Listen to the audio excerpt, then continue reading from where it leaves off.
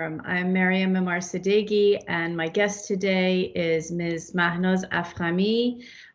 Ms. Afkhami has written a new book, an autobiography called The Other Side of Silence, a Memoir of Exile, Iran, and the Global Women's Movement. It's my very deep honor to speak with Ms. Afkhami today. She is a woman I have respected and admired my whole life. When I graduated from graduate school and came back to the DC area, my very first job, I'm proud to say, was as an intern for Ms. Afkhami. And even before that, when I was about 14 years old, I started attending her global women's rights conferences that really were formative for me. So I can't stress enough how much of an impact she's had on my life, but more importantly, the lives of Iranian women and women across the world. Ms. Afkhami, welcome.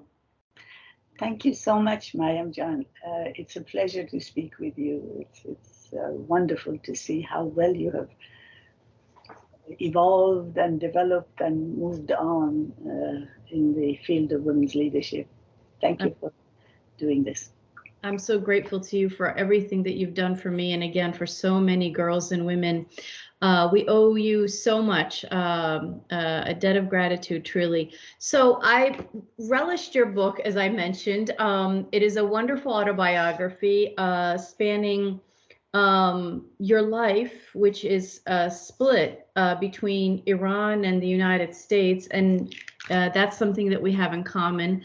A sentence popped out at me. Many sentences in this book popped out at me in terms of how much they resonated with my own thoughts and emotions and life history. But the one that I want to start with is this.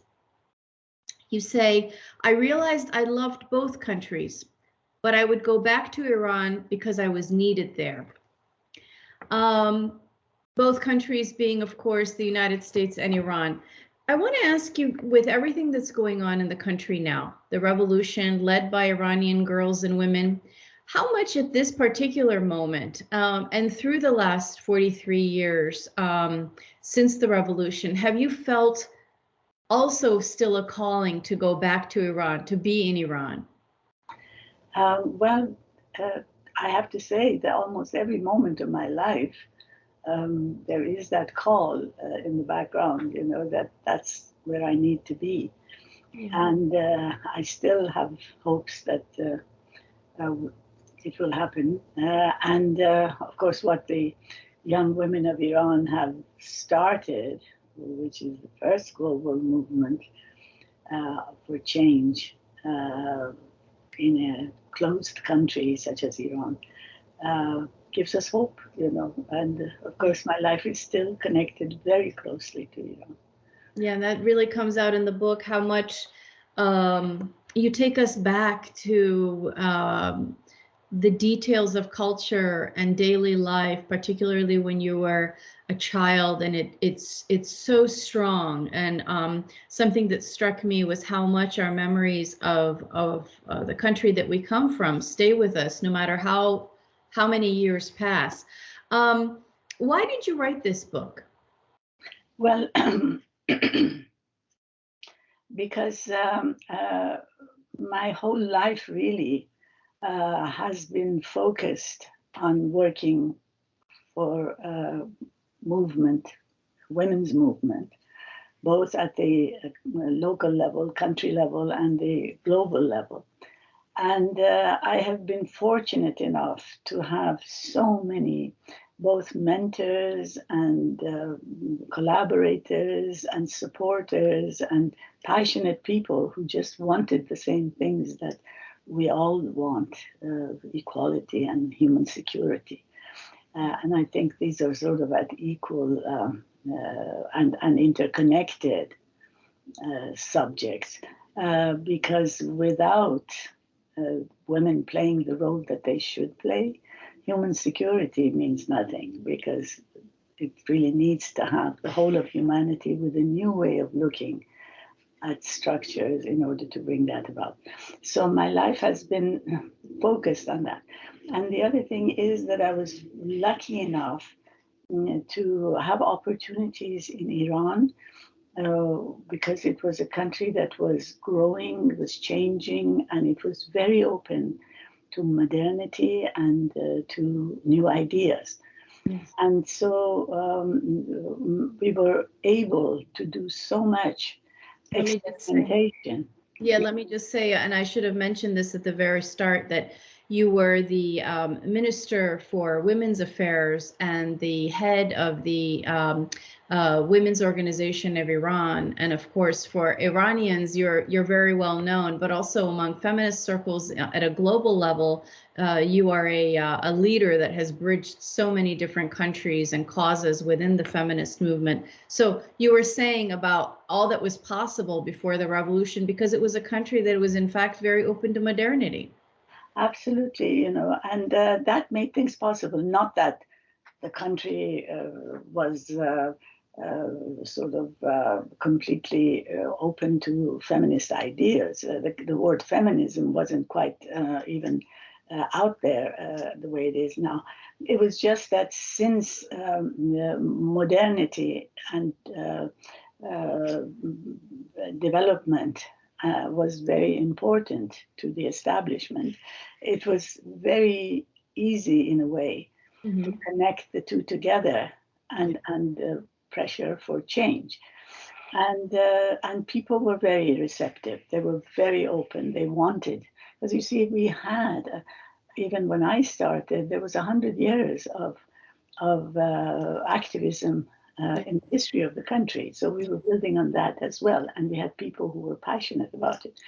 So to answer the broader question of how and why it's gone on for so long, is because as the experiments that we had in Iran, we were able to test and evolve and learn in international field. And so that just was an exciting, continuing kind of goal, and sticking with Iran, that you say that it was a country where people were open to, appreciative of, quick to adopt practices that really promoted equality and advancement, progress for women in particular.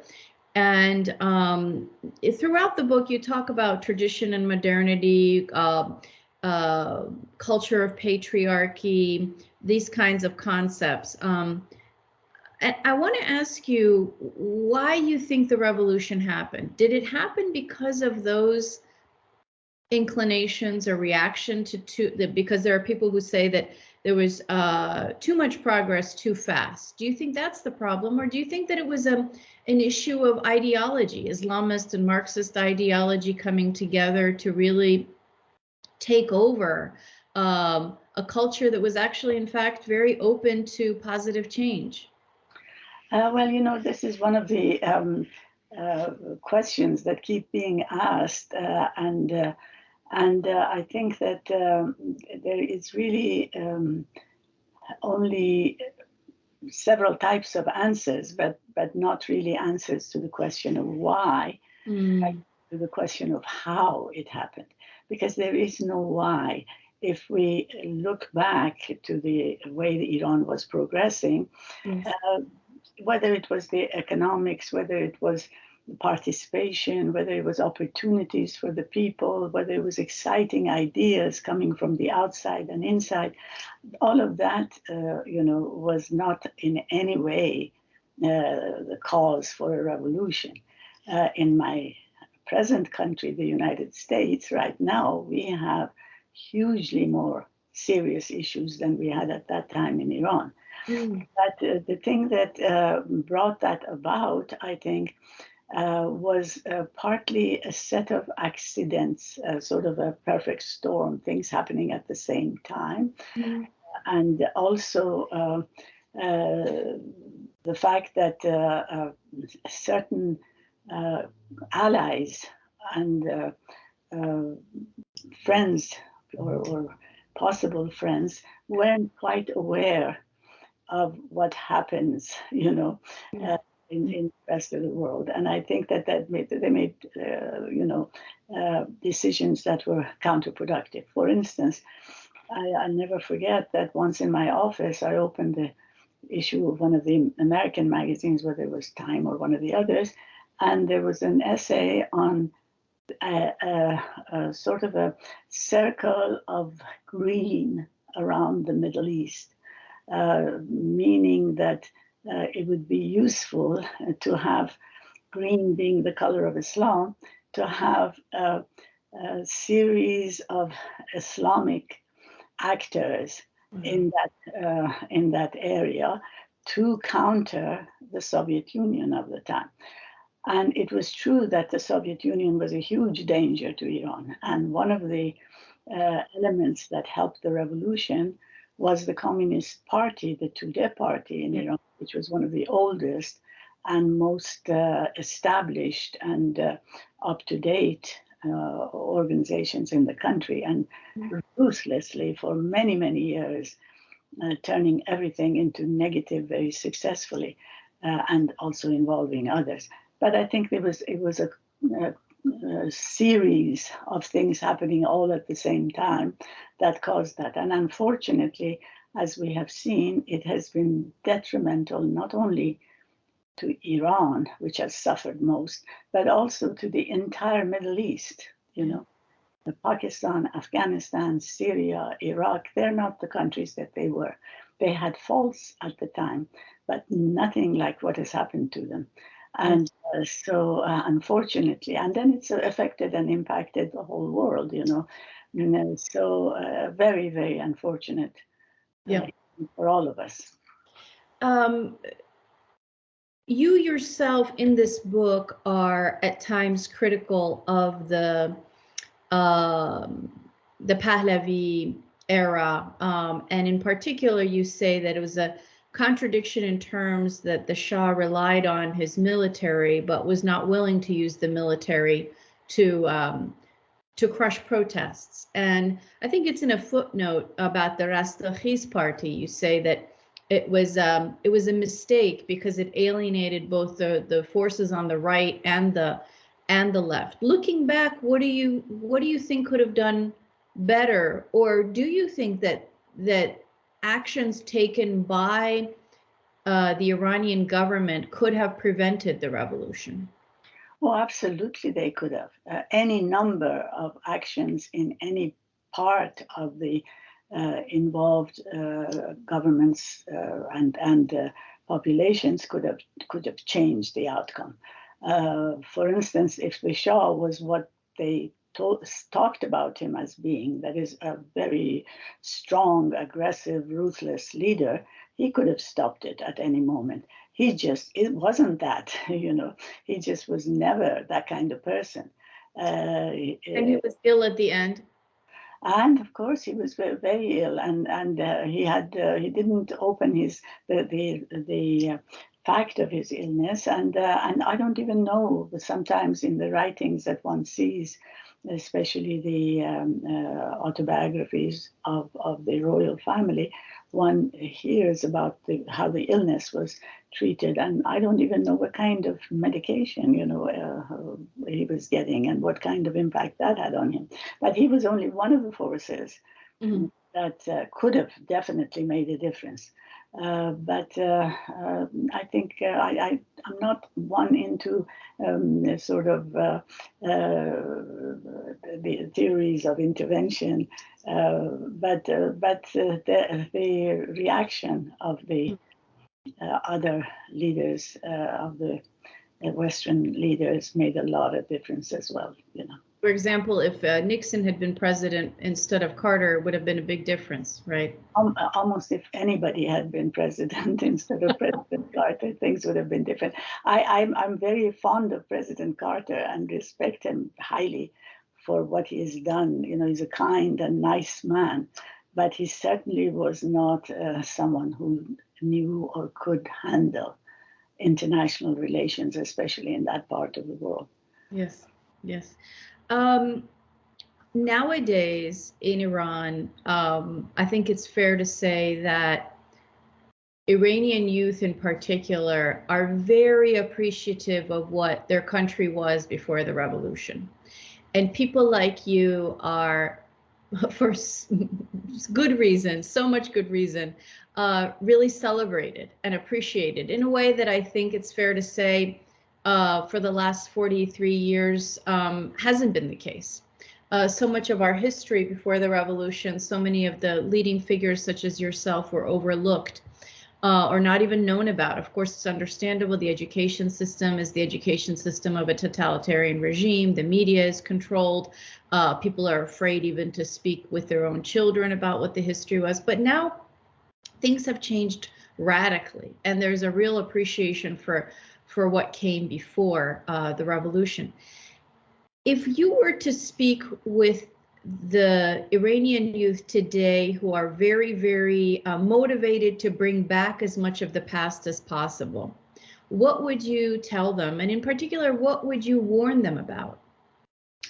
Well, if we were all lucky enough that they would soon take charge, right. I would emphasize what we have learned from their generations before them, when we created this concept of human security based on full collaboration of men and women, and changing the architecture of human relationships so that from the family up it is practiced and tried. I would emphasize what we have experimented in the global South, relying on their own experience, you see, because we went from door to door almost. Yes. From villages, towns, in the poor areas, in the wealthy areas, asking people what were their priorities, and learn that to change, to be adapted successfulally, you have to begin from the grassroots up, not from the top down. And from this is the opposite of what people think about our time. Yeah. But we just experimented and asked, what is it? What is your top priority? And to work together to learn, lifelong learning, shared learning, dialogue on an ongoing basis. These are the ways that you form a society, a civil society. Unfortunately, though, Mayam, the problem is that when you have a society that has been so, oppressed for so many years, there hasn't been the possibility or to build civic organizations. And so we have brave people, we have wonderful people with good ideas, helped by social media and connection with the outside. But we haven't created civil societies the way we want. It's just almost like the other uprisings in the Middle East, And once the oppressive government falls, there are two groups that have a lot of outreach and have a lot of money. One is the military, and one is the religious groups. And invariably, one of those finally takes over. I'm hoping that what is so different in this particular uprising will reflect itself not only in the cause of the change, but also in the way that it changes. And we will have the civil society participation that we need to make a democratic government. Yes.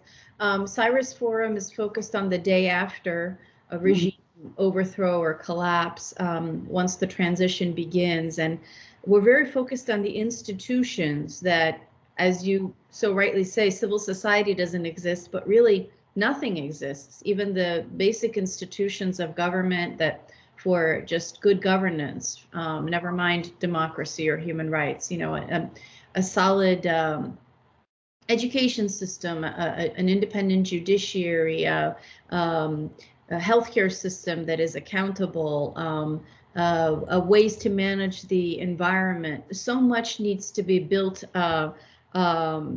Can't say from scratch because a lot needs to be taken down, and there are a lot of comparisons to the time of Reza Shah, for example. Reza Shah had to beat back a lot of negative, but he also had the benefit of starting on fresh ground in many ways, and now the rebuilding of Iran is the beating back, in other words, is a lot more. The regressive forces, the negative forces, the level of corruption, the level of inequality, the grievances of the people are just very, very high. So anything coming in is going to face a lot of challenges. And of course, we're going to be looking to your experiences and all of the kinds of institution building that you did in your time as a model.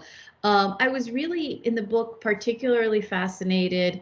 It was riveting, the travels with Princess Ashrafa Pahlavi, the kinds of conversations that you had, the way that young women from Iran were received at the United Nations, for example. Could you talk about those years and those experiences and how they were formative to you? May I say something with regards to your comments before this? Yes. I'm really not as without hope as the situation seems. I think that throughout the government and right now and throughout the society, there are Iranians who are doing great job.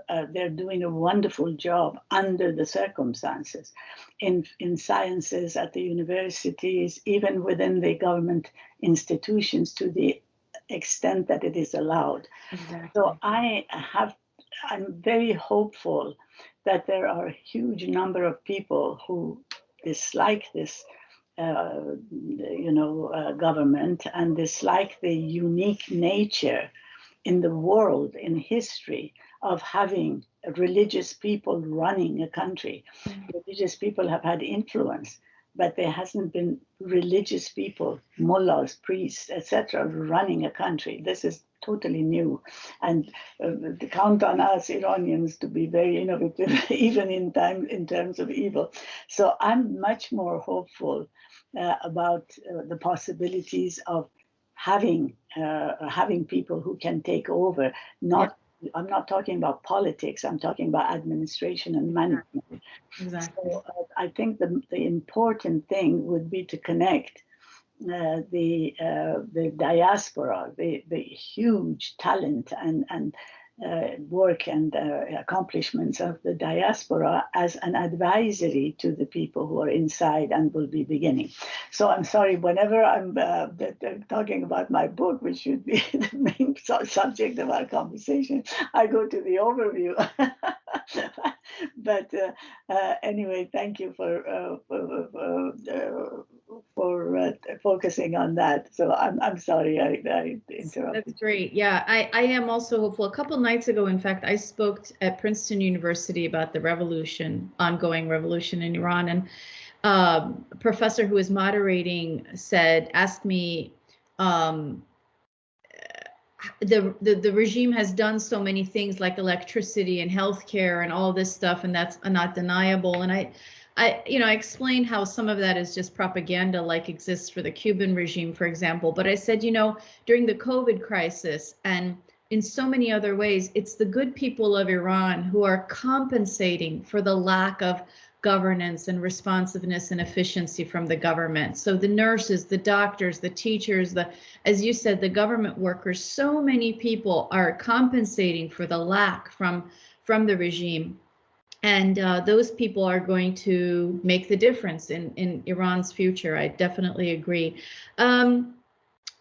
So when you look at the past and you look at all that you have done, the past of Iran and all that you have done since the revolution at a global level, what are the things that you wish the women of Iran in particular could know from your experience?